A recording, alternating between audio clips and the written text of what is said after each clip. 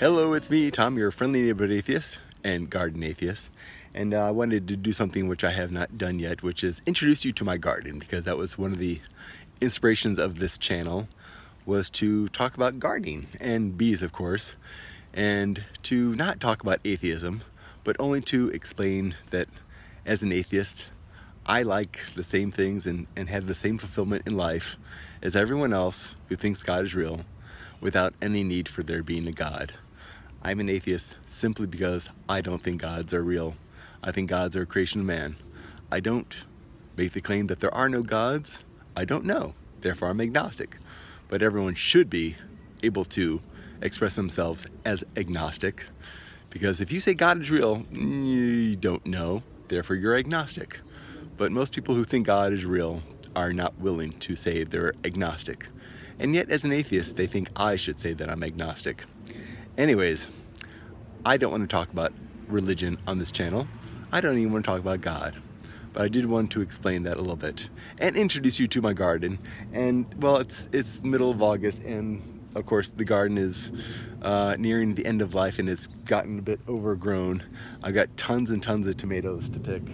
And anyways, I just wanted to introduce you to my garden, which, by the way, is next to my driveway in front of my garage. That way I can get them right out my front door and go pick dinner, basically. And I have a fairly large garden. I got lots of tomatoes and peppers, and the cucumber's gone, the squashes are pretty well gone, the lettuce is long gone, though I still eat it, because the more bitter lettuce is, the actual more nutrition it has in it. I also wanted to introduce you to one of the things that I do, is see the laundry tubs? Now, people have thrown those out, and they make very good raised beds. They're nice and deep, so I grow potatoes in them and other deep-rooted things. And all the beds I have are raised bed gardens. And the reason I do that is because I make my own dirt. I do vermiculture, which is composting with worms, and I should do a video on that. But I create my own dirt with the compost from the vermiculture, which I have regular compost that I do, and I feed that compost to the worms, so it gets double composted. And I mix that compost with peat moss and vermiculite and perlite, and I create my own dirt, which is a very light, fluffy, easy to work with dirt. And so it's very nutritious for the plants and easy to work with, so I don't need any tools. And raised beds means, well, the nice thing about raised beds is because I have several beds, when I go to weed, I just do one bed at a time. That way I'm not going, oh, there's so many weeds. I can just say, well, here's one 3 by 5 foot bed, and I will pick those weeds today. And then tomorrow I'll do the next one and the next one and the next one. Though I'm still able to put it off just like everyone else. So these are my raised beds, and you'll see my water barrels. I have a total of 10 rain barrels. So I gather up a lot of rain for my garden. Now, that's not necessarily the best water to use, because I am getting whatever comes off my roof, but I'd rather use that water than the tap water. Not so much that the tap water is bad, but the tap water has chlorine in it to basically disinfect that water. So if you are going to use tap water, I still suggest getting rain barrels and filling up the rain barrels with your tap water and letting it sit for a day or two to let all the chlorine and everything evaporate out.